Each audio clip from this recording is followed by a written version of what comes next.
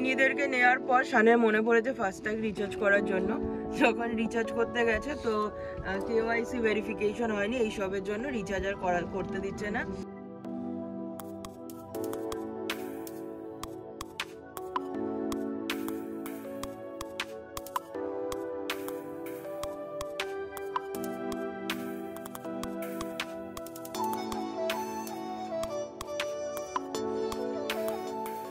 তো ফাইনালি এখন বাজে ঘড়িতে অলমোস্ট 11:15 মতো, আর আমরা পৌঁছে গেছি। Good morning everyone, this is Lipika and সকলকে একরাশ ভালোবাসা জানিয়ে আমার একটা নতুন ব্লগে সকলকে স্বাগত জানাই।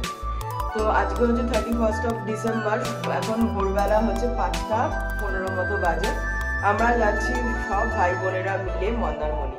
তো হঠাৎ করে একটা ইনস্ট্যান্ট প্ল্যান বলতে পারা যায় যে ইনস্ট্যান্ট প্ল্যান সবসময় একটা ভালো প্ল্যান হয়ে যায়। তো 25th গল্প করতে করতে এই প্ল্যানটা হয়ে গেছে, আর আজ 31 আমরা বেরিয়ে পড়েছি। শান গেছে গাড়ি আনতে, তো অলমোস্ট সমস্ত কিছু আমরা রেডি হয়ে গেছি। এখন আমরা উঠবো, যাওয়ার সময় মেজিদের নিয়ে বেরিয়ে যাবো, আর রিজুদা আর ন্যানিরা একসাথে যাবে। তো এরকমই 4টে কাপল আর শান 9 জন মিলে আমরা এখন চলেছি মন্দারমণির পথে। তো চলো যাওয়া যাক। বাকি আসছে ব্যাগ নিয়ে আমাদের গাড়িতে তুলতে। তাহলে টাটা। শান গাড়ি নিয়ে এসে গেছে, তো চলো এখন যাত্রা শুরু করা যাক।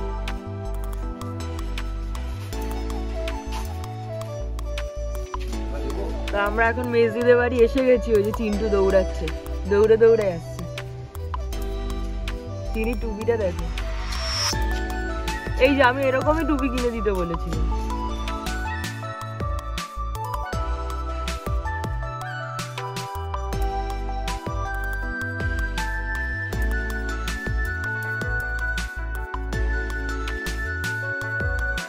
ইনিদেরকে নেওয়ার পর শানের মনে পড়েছে ফাস্ট্যাগ রিচার্জ করার জন্য। যখন রিচার্জ করতে গেছে তো কেওয়াইসি ভেরিফিকেশন হয়নি, এইসবের জন্য রিচার্জ আর করতে দিচ্ছে না, আর ব্লক করে দিয়েছে অ্যাকাউন্টটা। তো এখন হচ্ছে আমরা ফার্স্ট টোল মানে বালিটা ক্রস করেছি। ফার্স্ট টোলের এখানে দাঁড়িয়ে এখন আবার ফাস্ট্যাগ করানো হচ্ছে। মনে হয় আমাদের একটা গাড়ি হাফ রাস্তা চলে গেল।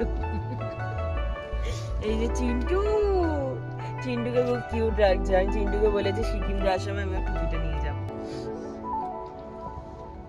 তো দেখা যাক শান কতক্ষণ করতে পারে। এখানে টোলের আগেই একটা জায়গা আছে সাইডে, এই যে ওইখানে টোল, আর আমরা ঠিক বাঁদিকে একটা জায়গা আছে, এখানে হচ্ছে ফাস্ট্যাগ করানো হচ্ছে। তো শান ওটাই চেষ্টা করছে করানোর, আর ডেভিড আগের ফাস্ট্যাগটা তোলার চেষ্টা করছে। সবাই অ্যাক্টিভিটির মধ্যেই আছে। আরো এগোতে বলছি।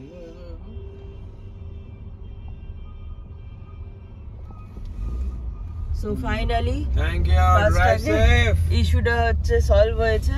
তো একদম আমরা এবার বুম বুম করে পৌঁছে যাব আমাদের ফার্স্ট ডেস্টিনেশনে। ফার্স্ট ডেস্টিনেশন আমাদের হচ্ছে আমরা একটা ব্রেকফাস্ট পয়েন্টে যাব, সেখানে গিয়ে সবাই মিলে ব্রেকফাস্ট করব।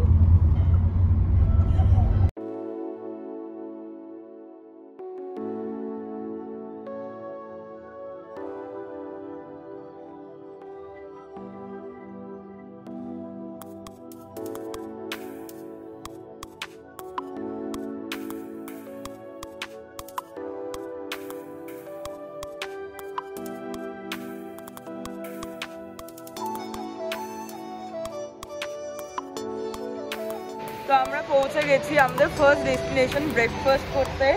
আজকে এবারে ফার্স্ট টাইম আমরা শেরে বেঙ্গল এসেছি, এটা রিজুদার রেকমেন্ডেশন। চলো ভেতরে যাওয়া যাক, দেখি কীরকম এখানে খাবার দাবার। নর্মালি আমরা শেরে পাঞ্জাবেই খাই, আর এটা ফার্স্ট টাইম এলাম। তো চলো যাওয়া যাক।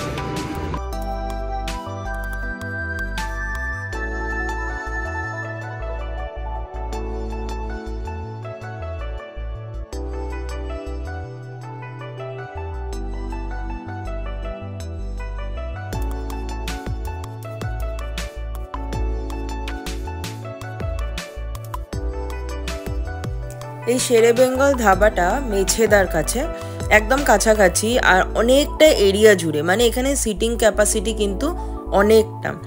একে তো 31, তার মধ্যে কিন্তু ওপরটা অলমোস্ট পুরো ফুল হয়ে গেছে।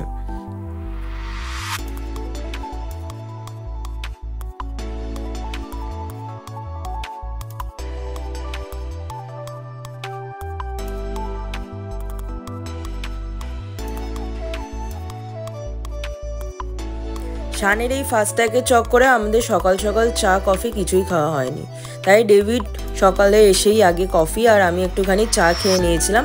তারপরে বাকিরা খাবার দাবার ব্রেকফাস্টে কে কোনটা খাবে, বড় গ্রুপ হলে যা হয় অনেকের অনেক রকমের অর্ডার করতে হয়, তো সমস্ত কিছু অর্ডার করছিল।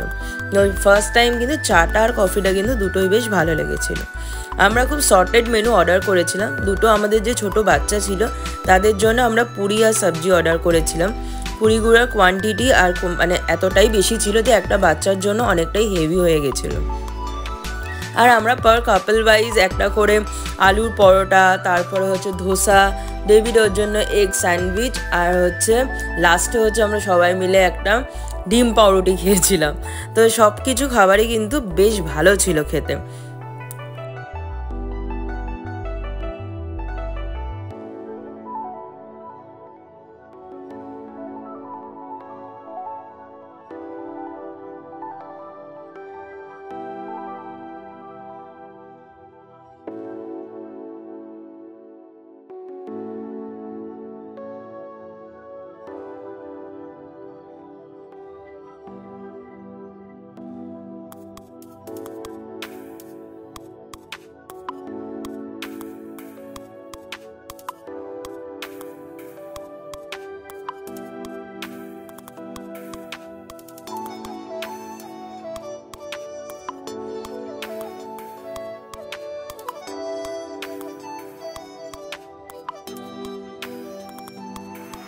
তো সুন্দর একটা ব্রেকফাস্ট করার পর খুব হেভি হয়ে গেছিলো অ্যাকচুয়ালি ব্রেকফাস্টটা। তারপর আমরা আবার টান বেরিয়ে পড়েছিলাম মন্দারমণির পথে।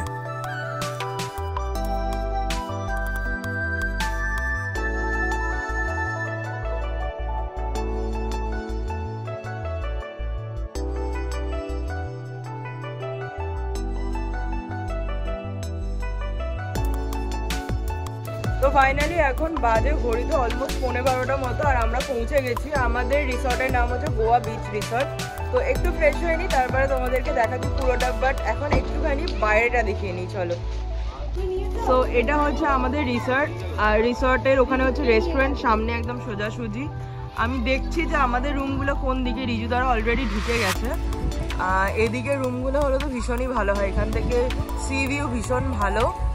আর এখানে হচ্ছে সুইমিং পুলটা, একটু পরে ফ্রেশ হয়ে তারপরে ডেফিনেটলি সুইমিং পুলে আসবো। সব থেকে ইন্টারেস্টিং যেটা হচ্ছে এই বিচ, মানে বিচটা একদম কাছে, সো বেশ ভালো। আর আজকে রাশ প্রচুর আছে।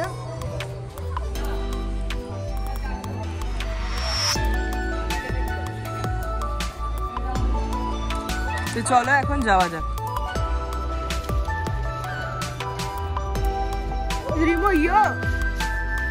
এইটা here is our orangutan.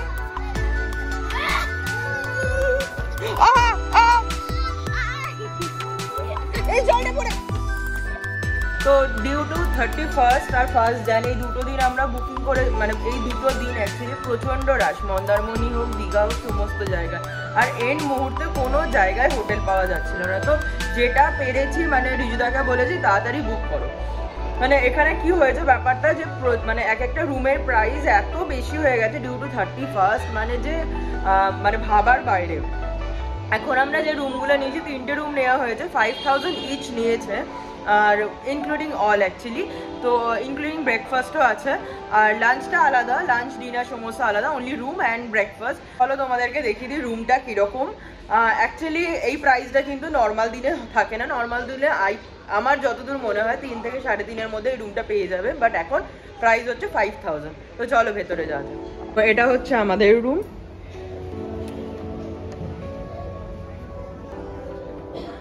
রুমটা কিন্তু ভীষণই বড়, দুজনের জন্য বেডটাও ঠিক আছে।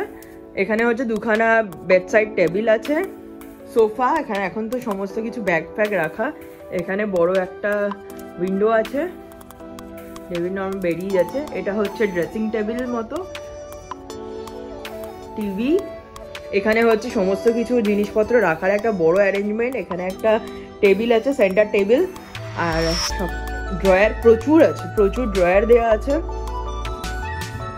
এটা আই থিঙ্ক ফ্রিজ, ইয়েস এটা ফ্রিজ। ফ্রিজটা এক্ষুনি অন করে দিতে হবে।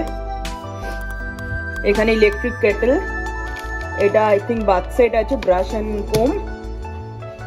আর এই যে এটা হচ্ছে কাবার্ড।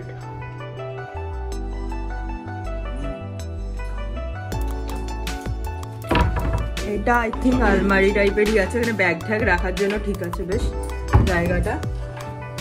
চলো এবার যেটা সব থেকে বেশি ইন্টারেস্টিং পার্ট, এখানে আছে সুন্দর একটা বাথটাব, গিজার লাগানো আছে, আর বাথরুমটা বেশ নিট অ্যান্ড ক্লিন।